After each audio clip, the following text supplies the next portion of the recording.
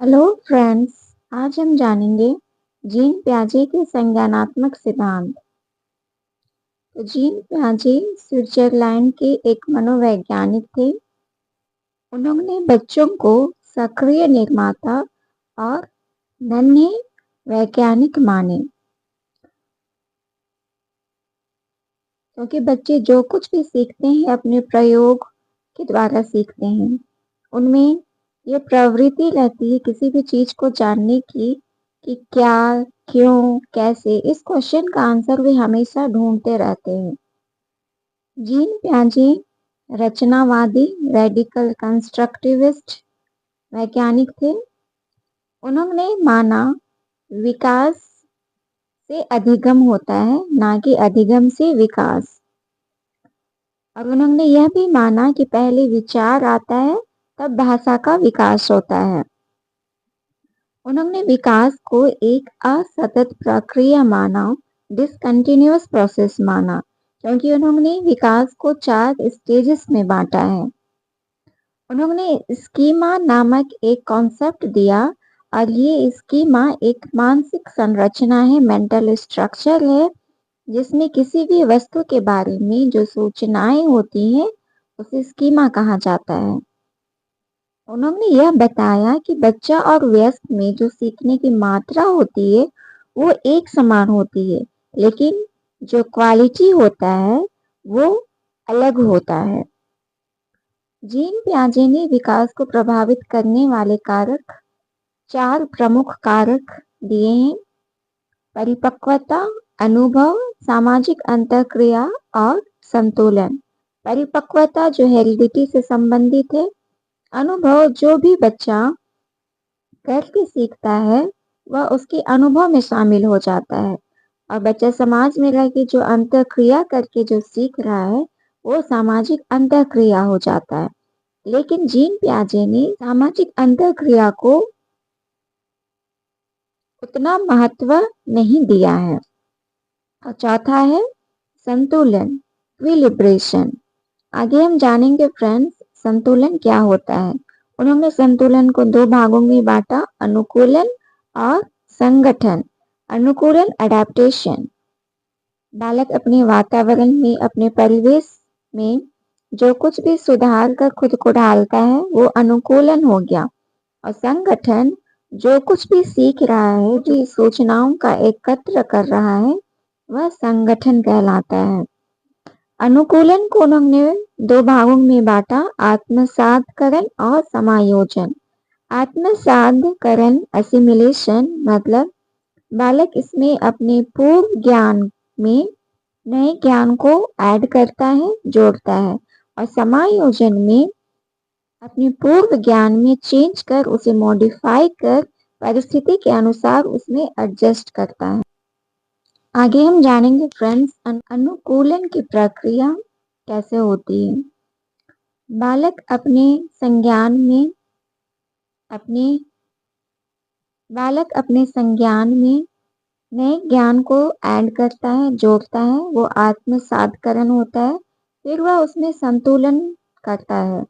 फिर जब नई परिस्थिति आती है तो जो उसने संतुलन किया उसमें असंतुलन पैदा हो जाती है।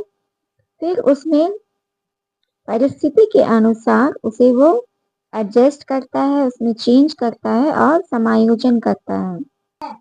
इस तरह से ये प्रोसेस चलता रहता है।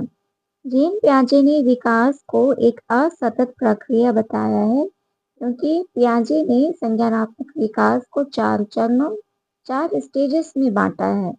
पहला है संवेदी पेशीय अवस्था, सेंसरी मोटर स्टेजेस। दूसरा है पूर्व संक्रियात्मक अवस्था, प्री ऑपरेशनल स्टेज। तीसरा है मूर्त संक्रियात्मक अवस्था, कॉन्क्रीट ऑपरेशनल स्टेजेस। चौथा है औपचारिक संक्रियात्मक अवस्था, फॉर्मल ऑपरेशनल स्टेजेस। आगे हम चारों स्टेजेस को 1 बाय 1 करके समझेंगे। पहला है संवेदी पेशीय अवस्था, सेंसरी मोटर स्टेजेस। इस अवस्था में बालक 0 से 2 वर्ष यानी जन्म से 2 वर्ष के बीच होता है।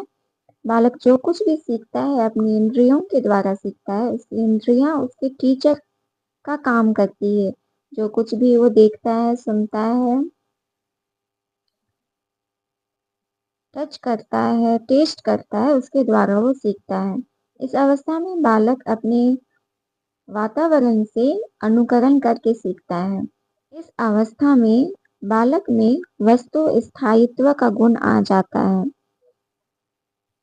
0 से 4 और 4 से 8 महीने के बालक में यह गुण नहीं आता, बल्कि यह 8 महीने के बाद वस्तु स्थायित्व का गुण आ जाता है।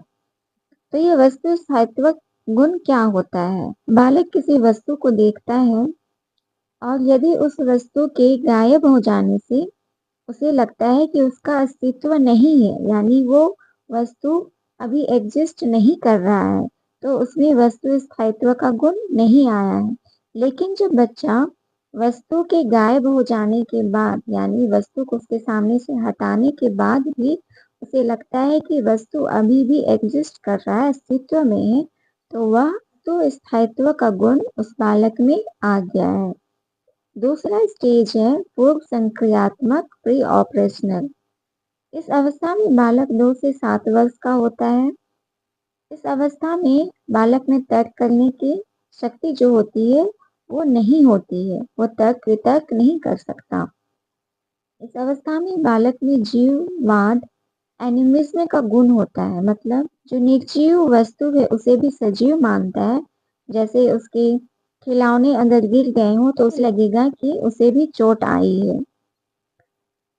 इस अवस्था में बालक में अहम केंद्रितावाद का गुण आ जाता है, इगोसेंट्रिज्म, मतलब बालक जो कुछ भी सोचता है समझता है इर्द गिर्द ही होता है, मतलब जो सोच रहा है समझ रहा है वही सही है।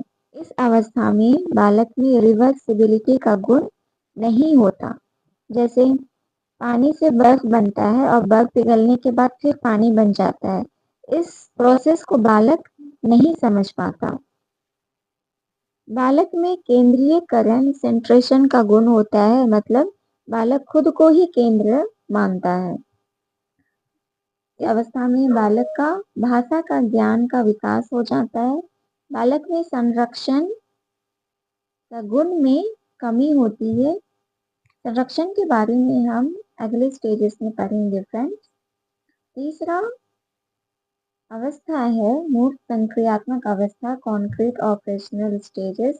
इस अवस्था में बालक 7 से 11 वर्ष के बीच होता है।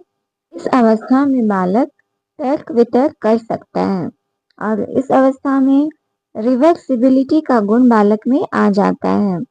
इस अवस्था में संरक्षण, वर्गीकरण और क्रम में सजाना, ये तीनों गुण बालक में विकास हो जाते हैं। संरक्षण क्या है? कंजर्वेशन क्या है? मतलब बालक के सामने एक लंबा बीकर और एक चौड़ा बीकर रखा जाता है जिसकी धारिता 1 लीटर है, लेकिन बच्चे को लगेगा कि जो लंबा बीकर है उसमें पानी का मात्रा ज्यादा है, तो ये संरक्षण का गुण होता है। अगला है वर्गीकरण। इसमें बालक वस्तु को कलर, शेप, साइज के अनुरूप उसका वर्गीकरण कर सकता है, उसे अलग अलग ग्रुप में कैटेगराइज कर सकता है। अगला है क्रम में सजाना। बालक किसी भी वस्तु को घटते या बढ़ते क्रम में सजा सकता है। तीनों गुण को कंजर्वेशन, क्लासिफिकेशन, सीलिएशन, CCS के द्वारा याद रख सकते हैं। यह अवस्था है औपचारिक संक्रियात्मक, फॉर्मल ऑपरेशनल। इस अवस्था में बालक 11 से 15 वर्ष के बीच होता है। वह अमूर्त चिंतन कर सकता है, एब्स्ट्रैक्ट थिंकिंग कर सकता है, वो परिकल्पना कर सकता है, हाइपोथेटिकल तर्क लगा सकता है, और ये परिकल्पना निगमनात्मक होता है, मतलब रूल से उदाहरण की ओर तर्क कर सकता है।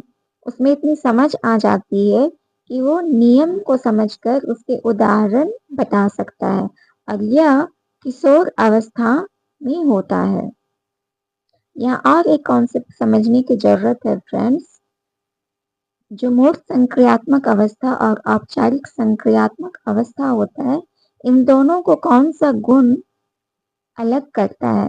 तो जो अमूर्त चिंतन है ये दोनों स्टेजेस को अलग करता है, क्योंकि अमूर्त चिंतन मूर्त संक्रियात्मक अवस्था में नहीं होता, लेकिन मूर्त संक्रियात्मक का जितना भी गुण है वो औपचारिक संक्रियात्मक में भी पाया जाता है।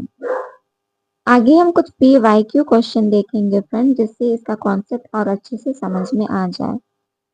फर्स्ट क्वेश्चन है, रमा ने अपने भाई ताहिर के साथ मतलबी तरीके से व्यवहार किया। अगले दिन ताहिर बीमार हो गया। रमा ने निष्कर्ष निकाला कि उसने अपने भाई को बीमार कर दिया। पियाजे के अनुसार रमा संज्ञानात्मक विकास के किस चरण में है? मतलब यहाँ जो रमा है उसे लगता है कि वो गलत व्यवहार करने के कारण उसके भाई बीमार हो गया। मतलब रमा का जो सोच है वो उसके पर्सपेक्टिव से है। उसे लगता है कि वो जो सोच रही है वो सही है। मतलब यहाँ अहम केंद्रितवाद, सेंट्रेशन का गुण दिखाई पड़ रहा है। तो यहाँ ऑप्शन में देखेंगे, फर्स्ट है पूर्व संक्रियात्मक अवस्था, दूसरा है मूर्त संक्रियात्मक अवस्था, तीसरा है औपचारिक संक्रियात्मक अवस्था, चौथा है संवेदी चालक अवस्था। तो पूर्व संक्रियात्मक अवस्था में ही अहम केंद्रितवाद और केंद्रीयकरण का गुण पाया जाता है। तो इसका राइट आंसर हो जाएगा ऑप्शन 1। दूसरा क्वेश्चन है, जीन पियाजे के अनुसार संज्ञानात्मक विकास क्या है? पहला ऑप्शन है जानकारी के मौजूदा भंडार में नए तथ्यों और विचारों का सरल जोड़। ये ऑप्शन कुछ हद तक सही है। दूसरा ऑप्शन है भाषा क्षमताओं के विकास पर निर्भर है। जीन पियाजे ने पहले बताया कि पहले विकास होता है, तब भाषा का विकास बाद में होता है। तो ये ऑप्शन गलत है।